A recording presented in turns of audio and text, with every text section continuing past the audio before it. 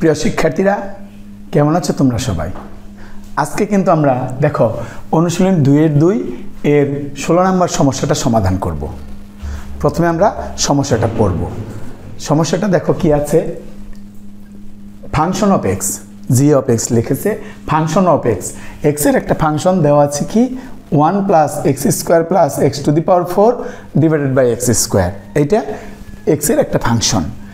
এইটা যদি হয় তবে দেখাইতে বলছে 1 বাই এক্স স্কোয়ারের ফাংশন মানে g of 1 by x square equal to g of x square মানে এক্স স্কোয়ারের ফাংশন।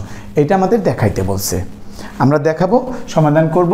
দেখো তার পূর্বে একে দেখো এই যে আমার যে চ্যানেলটা আছে না, এটা কিন্তু তোমরা অবশ্যই সাবস্ক্রাইব করবে, লাইক করবে, শেয়ার করবে, পাশের বেল আইকন আছে সেখানে ক্লিক করে রাখবে।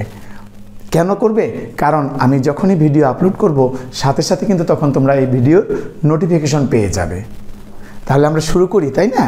দেখো প্রথমে আমি লিখে দেব যে দেওয়া আছে, যে তথ্যটা দেওয়া আছে এটা আমরা আগে লিখব। কি দেওয়া আছে? জি অফ এক্স মানে ফাংশন অফ এক্স, সেটা কি দেওয়া আছে? নিচে আছে হলো এক্স স্কোয়ার, উপরে 1 plus x square plus x to the power 4, এটা দেওয়া আছে। এখন যদি আমি খেয়াল করে দেখো এই দুইটা সমান বানাইতে বলছে, যদি দুইটার আলাদা আলাদা মান বের করি এবং সেই দুইটা যদি একই মান বের হয় তাহলে আমরা বলবো সমান। তাহলে একটা একটা আমরা করব। প্রথমে আমরা কি করব? জি অফ 1 বাই এক্স স্কোয়ার এটা বের করব।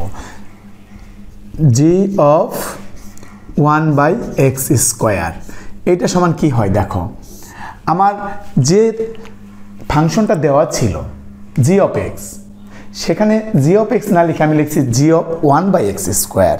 তাহলে এক্সের পরিবর্তে 1 বাই এক্স স্কোয়ার, তাহলে এক্সের পরিবর্তে যদি 1 বাই এক্স স্কোয়ার এখানে হয়ে থাকে তাহলে ডান পাশে এই যে যেখানে যেখানে এক্স আছে তার পরিবর্তে আমরা 1 বাই এক্স স্কোয়ার লিখব। ক্লিয়ার তোমাদের?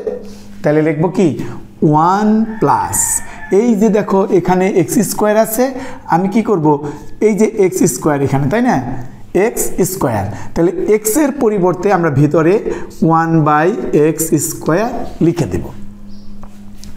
এরপরে আবার কি আছে? X to the power 4 plus দিয়ে, তাহলে এখানেও আমি 1 বাই এক্স স্কোয়ার লিখে এক্স টু দি পাওয়ার এখানে পাওয়ার কি দিয়ে দেব? 4 দিয়ে দেব। ঠিক নিচেও তাই দেখো 1 বাই এক্স স্কোয়ার লিখে এখানে আমরা স্কোয়ার দিয়ে দেব। খেয়াল করো এই যে এখানে এক্সের পরিবর্তে 1 বাই এক্স স্কোয়ার লিখেছি, স্কোয়ার দিয়েছি। এখানে এক্সের পরিবর্তে 1 বাই এক্স স্কোয়ার লিখেছি, পাওয়ার 4 ছিল, 4 দিয়েছি।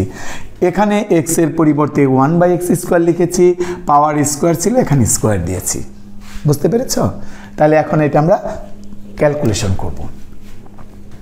দেখো ভাঙাবো 1 প্লাস এই যে এখানে 1 by x to the power 4 হয়ে যাবে। কেন 4 হবে? কারণ এই যে পাওয়ারে পাওয়ারে গুণ হয়, ঠিক সেই রকম একইভাবে এখানে 1 বাই এক্স টু দি পাওয়ার 8 হয়ে যাবে। 4 দুগুণে 8, নিচে 1 বাই 2 দুগুণে 4 এক্স টু দি পাওয়ার 4 হয়ে যাবে। আমি যদি এখন নিচেরটা ঠিক রেখে উপরে দেখো ভগ্নাংশ আছে, তাই না, ভগ্নাংশের যোগ, তাহলে আমার যে ভগ্নাংশের হরগুলো আছে তাই সেগুলো লসাগু করে তারপর যোগটা করতে হবে।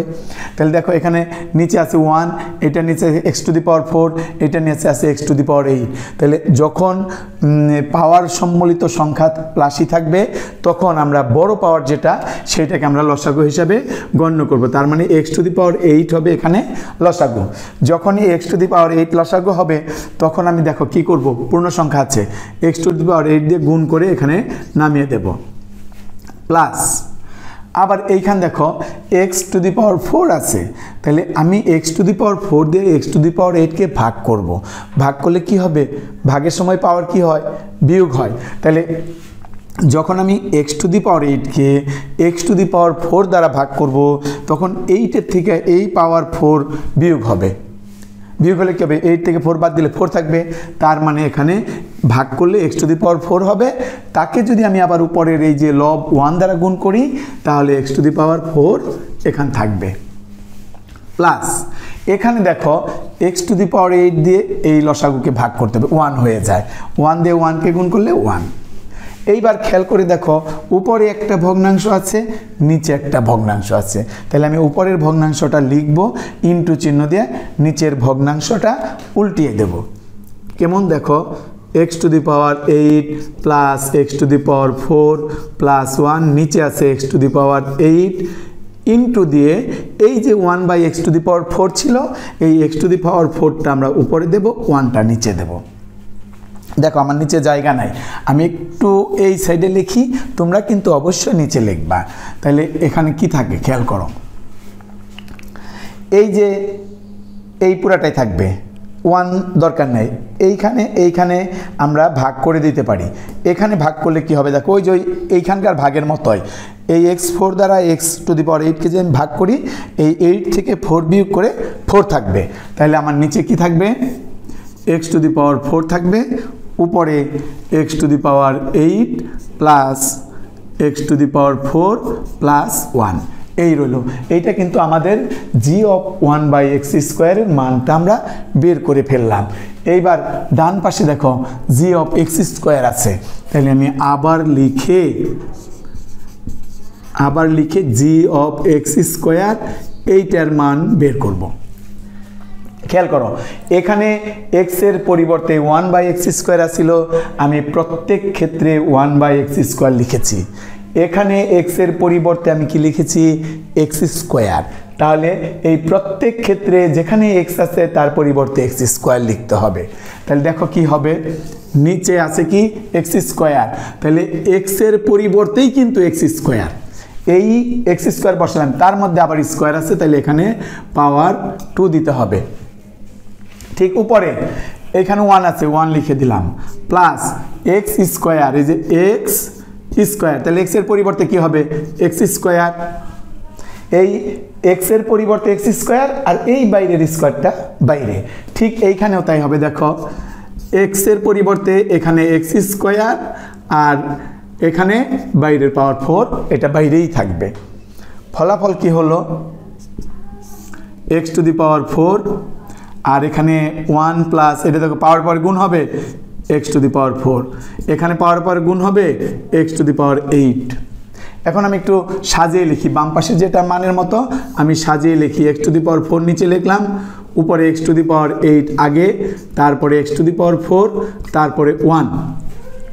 একটু খেয়াল করে দেখো g অফ x² এর যে ভ্যালুটা বের করেছি আর g অফ 1/x² এর যে ভ্যালুটা যে করে এখানে বের হয়েছিল, দুইটা সেম না, দেখো তো সেম। তাহলে আমি বলতে পারি এই দুইটা ফাংশনই সমান হবে। তাহলে আমি লিখব অতএব g of 1/x² equal to g of x²। দেখাইতে বলছে, আমি লিখে দিলাম শুড, এই যে শুড লিখে দিলাম, তার মানে এটা দেখানো হয়ে গেল, সম্পূর্ণটা শেষ, তোমরা তুলে নাও। তাহলে আজকে এই পর্যন্তই থাক, পরবর্তীতে আবার দেখা হবে তোমাদের সাথে। এতক্ষণ যে তোমরা আমার ভিডিওটা মনোযোগ সহকারে দেখলা, এই জন্য তোমাদের সবাইকে অশেষ ধন্যবাদ।